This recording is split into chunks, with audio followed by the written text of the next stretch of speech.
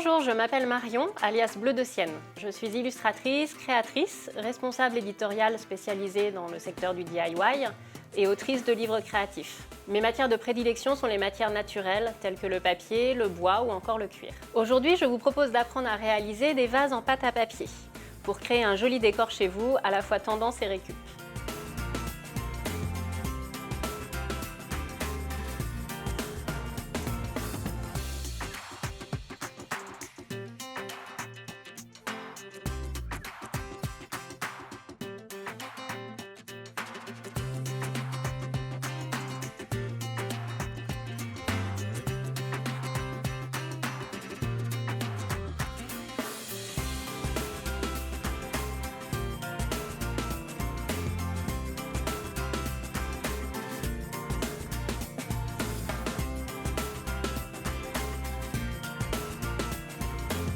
Nous allons donc commencer par la réalisation de la pâte à papier. Pour cela, remplissez un saladier d'eau tiède. Tiède d'une part parce que comme vous allez travailler les mains dans l'eau, c'est plus agréable pour vous que de l'eau froide, et d'autre part, la chaleur va aider à ramollir le papier journal. Donc pour un vase, il faut compter en moyenne 2 feuilles de papier journaux. Donc là, vous avez votre feuille pliée en 4. Vous pouvez la garder pliée en 4 et vous allez venir la découper en petits carrés. Découpez d'abord des bandes d'environ 1 cm, 1 cm et demi de large. Puis ensuite, vous venez prendre chaque bande et au-dessus du saladier, vous les redécoupez en petits carrés. Vous allez ainsi laisser tremper vos 2 feuilles de papier journaux découpées pendant 1 à 2 heures pour que le papier soit vraiment bien ramolli. Pendant que votre papier trempe, vous allez pouvoir choisir les contenants ou les bols ou les tasses qui vont vous servir de base pour modeler vos vases. Donc, par exemple, pour ce vase-ci, j'ai choisi 2 bols identiques et on viendra ensuite superposer les bols réalisés en papier. Pour une coupe comme celle-ci, vous allez prendre une coupelle et comme base une petite tasse ou une petite soucoupe qui fera le pied. Pour ce vase-ci plus haut, c'est le même principe que pour le premier. On va avoir 2 bols identiques qui se superposent.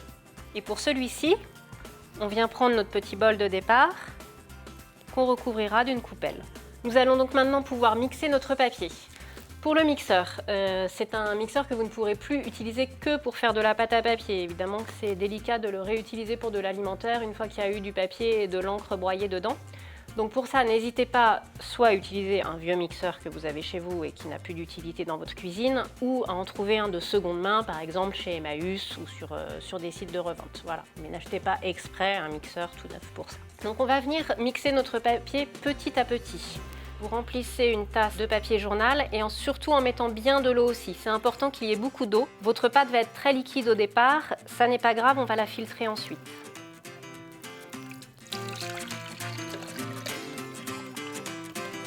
Voilà, là ça vous donne le ratio. Vous voyez, il y a plus d'eau que de papier.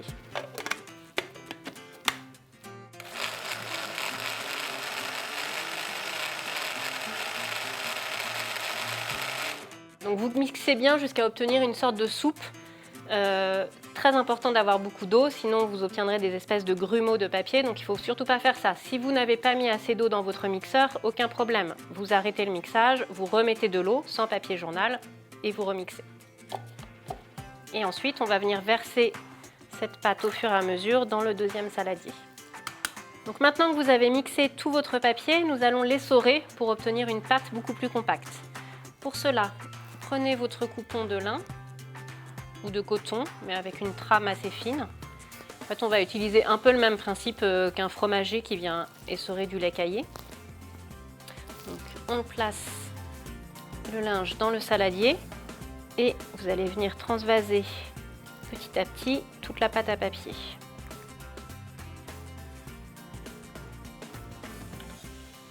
Voilà, quand j'ai déjà cette quantité,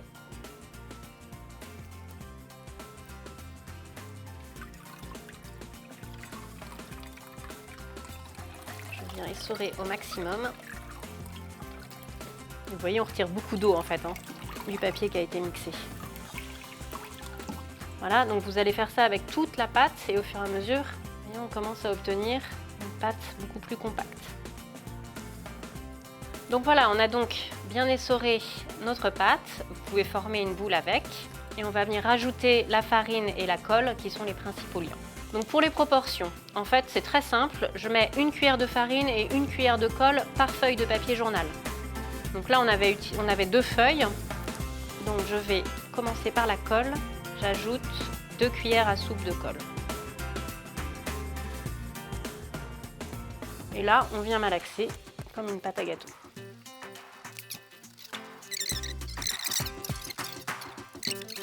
Donc une fois que vous avez bien malaxé la colle, on va passer à la farine. Même proportion, 2 cuillères à soupe de farine.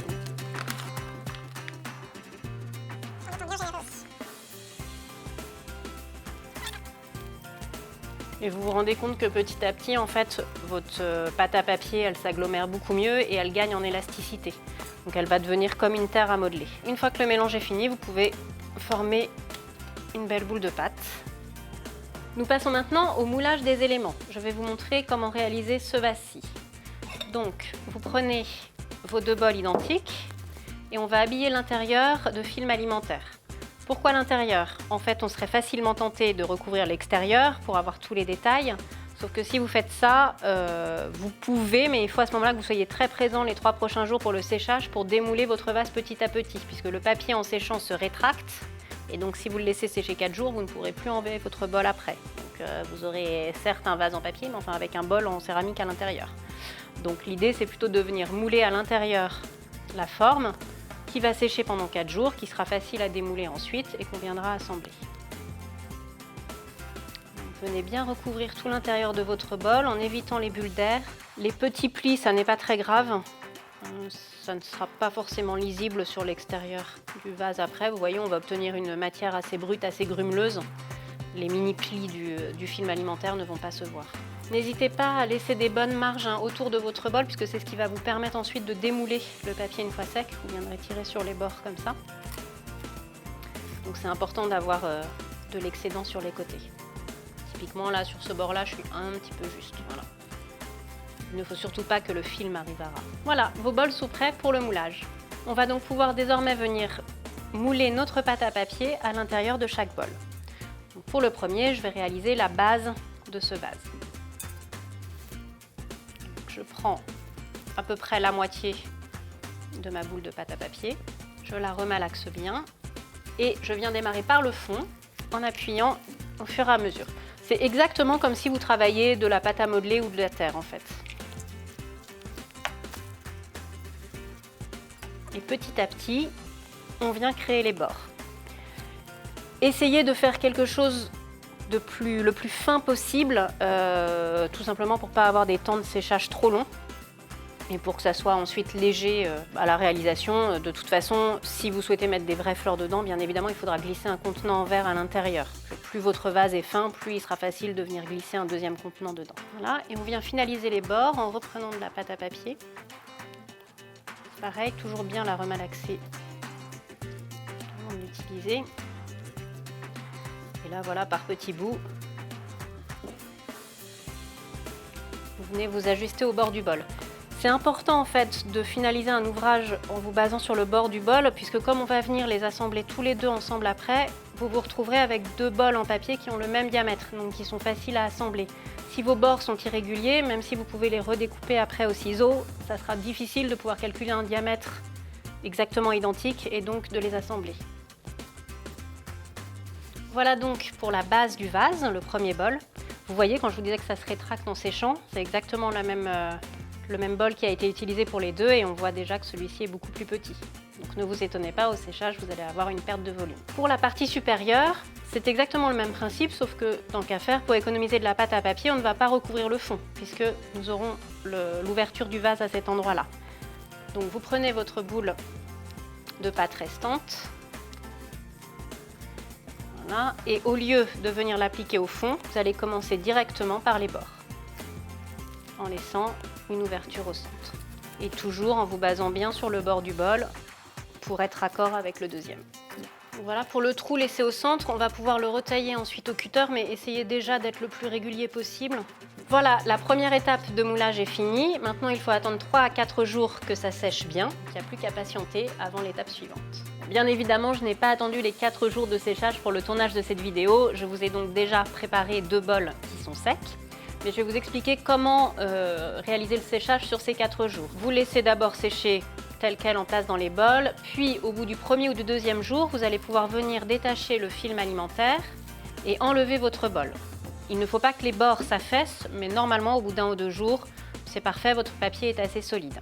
Ensuite, vous allez ouvrir le film alimentaire pour que le contour du bol sèche bien. Puis le dernier jour, vous pourrez carrément le retourner pour que le fond soit lui aussi à l'air libre.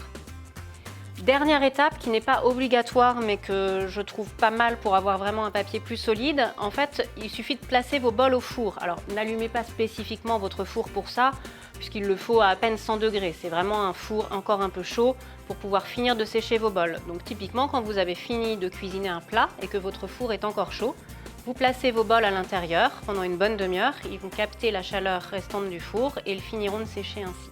Vos éléments sont bien secs, vous allez pouvoir maintenant assembler votre vase. Donc, comme on l'a vu tout à l'heure avec les bols, ces 2 éléments vont venir l'un sur l'autre. Mais là, vous le voyez, au séchage, on a des bords qui ne sont pas très réguliers. Donc, dans un premier temps, on va venir redécouper les bords de nos 2 bols au ciseau. Découpez vraiment juste ce qui dépasse, puisque l'idée c'est de ne pas changer le diamètre de vos bols afin qu'ils coïncident bien au final. Voilà à peu près pour le premier pour l'instant. Vous avez vu, j'ai une petite pièce ici de papier qui a sauté. Ça n'est pas très grave puisque comme c'est sur la jonction, on va venir la reboucher avec de la pâte à papier fraîche. Ça ne se verra pas à la fin. Et on vient faire la même chose avec le deuxième. Que vos bols coïncident. L'idée c'est de trouver la meilleure façon de les emboîter. Voilà, là ça me paraît pas mal. Encore une fois, si vous avez des petits jours, rien d'important puisqu'on va venir mettre de la pâte à papier à l'intérieur. Ensuite, avant de souder nos 2 bols, il faut aussi qu'on valide cette partie. Donc là, au ciseau, c'est un peu compliqué. Donc vous venez bien tailler l'ouverture avec un cutter, en veillant à former l'arrondi au fur et à mesure. Voilà. Ensuite, on va venir faire la jonction de ces 2 bols à la fois avec de la colle et de la pâte à papier. Donc, si vous avez utilisé toute votre première pâte à papier pour les bols, vous pouvez en refaire, exactement la même recette que tout à l'heure. Sinon, s'il vous en reste, en fait, lors de la fabrication de vos vases, aucun souci, vous pouvez le garder. Alors 4 jours, c'est aussi 4 jours dans un film alimentaire, ça ira aussi très bien. Et dans ce cas-là, la réutiliser à ce moment-là. Si vous l'avez gardé pendant 4 jours, je vous conseille de remettre un petit peu de colle comme liant et de la remalaxer avant de l'utiliser. Donc ici, avec un pinceau,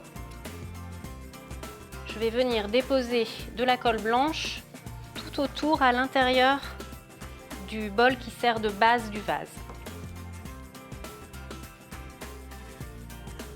Je n'hésite pas non plus à en déposer un petit peu sur l'épaisseur du rebord.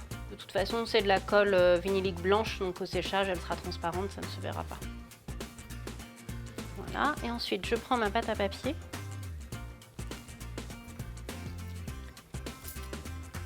Exactement comme vous travailleriez de la pâte à modeler, vous allez venir faire des petits colombins un peu aplatis, de façon en fait à former un ruban qu'on va venir coller tout autour du bol en dépassant à moitié. C'est-à-dire, je vous montre tout de suite. Voilà, je le pose ici, mais vous voyez, je le fais dépasser à moitié au-dessus de mon bol. Tout simplement, puisqu'après, c'est ce qui va servir à venir coller notre deuxième bol. Appuyez bien le long pour que la pâte à papier adhère bien au bol qui est déjà sec. Et on continue tout le long. Là où j'ai la partie manquante, je vais venir appuyer encore plus. Ce qui fait, c'est ce que je vous disais tout à l'heure, on va avoir du coup la partie manquante qui va être comblée. Une fois que vous avez fini le tour, avec le pinceau à nouveau, vous allez venir déposer de la colle à l'intérieur du haut du vase. Pareil, en n'hésitant pas à en mettre sur le bord en même temps.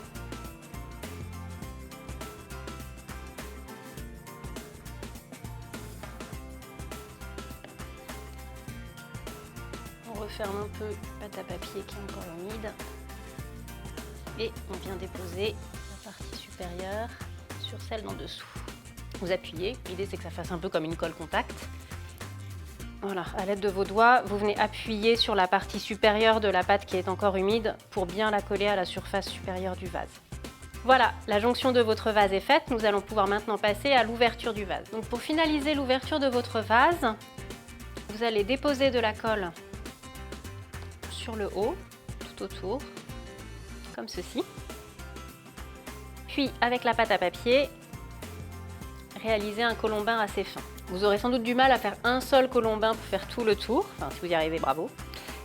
Sinon, aucun problème. En fait, vous pouvez venir déposer en 2 ou 3 fois des morceaux de colombin. La jonction se fait très facilement, comme avec de la pâte à modeler, encore une fois.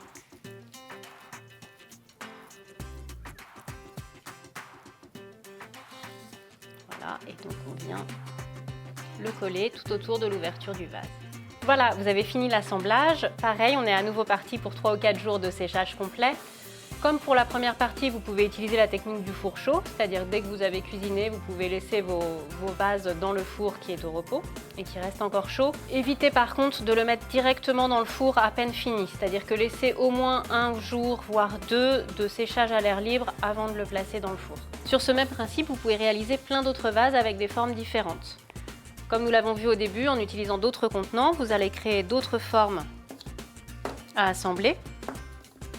Et donc ici, par exemple, pour réaliser cette coupe, vous avez donc la coupelle que vous allez revenir tailler au ciseau, le pied qui est un petit godet que vous venez retailler aussi au ciseau. Ensuite, il vous suffit juste de mettre de la colle ici et de venir assembler votre coupe. Pour le vase en hauteur, on a donc réalisé 2 petits bols identiques comme le premier vase que je vous ai montré. On vient les retailler au ciseau tout autour.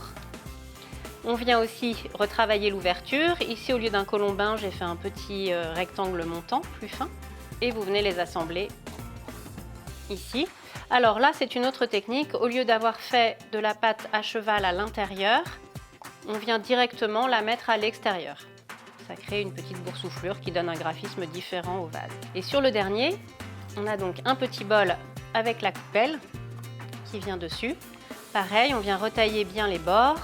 Pour pouvoir les assembler, on retaille l'ouverture et on crée un colombin aplati qui vient fermer tout le vase. Et sur l'ouverture, un petit colombin ou une cheminée montante. Votre vase est sec, vous pouvez donc enfin passer à la dernière étape avec la peinture. Choisissez le coloris qui vous convient. Utilisez plutôt une peinture acrylique mate avec un rendu complètement mat et pas satiné. C'est ce qui va donner cet aspect un petit peu ardoise, crayeux. Et qui va beaucoup adoucir les aspérités du papier mâché. C'est-à-dire qu'à la fois ça fait ressortir la matière, mais en même temps ça prend la lumière et l'ombre avec plus de douceur. Si vous utilisez une peinture brillante, ça va beaucoup faire ressortir les défauts de votre papier mâché. Sans compter que les peintures mates, elles sont très agréables à poser. Voilà, et donc vous venez couvrir l'ensemble de votre papier en faisant attention de bien remplir toutes les petites aspérités. N'hésitez pas, si vous le souhaitez, à passer une deuxième couche, mais je vous conseille vraiment de bien charger votre pinceau en matière pour être le plus couvrant possible dès le départ. Félicitations, vous maîtrisez maintenant la technique de la pâte à papier. Aujourd'hui, nous avons réalisé des vases, mais vous pourriez faire plein d'autres choses avec, dans l'esprit toujours du modelage, du moulage, de la sculpture. Pour remplir vos vases, vous pouvez utiliser des bouquets de fleurs séchées. Ici, j'ai réalisé des petites palmettes en papier plié. Si vous souhaitez mettre de vraies fleurs fraîches à l'intérieur, aucun souci, il vous suffit juste de rajouter un contenant en verre ou en plastique dans le vase, de le remplir d'eau et vous pouvez mettre de vraies fleurs. Si cette vidéo vous a plu, n'hésitez pas à la partager autour de vous. Vous pourrez retrouver tout le matériel nécessaire à la réalisation de ces vases sur le salon Création et Savoir-faire et je serai ravie de vous y retrouver. À bientôt!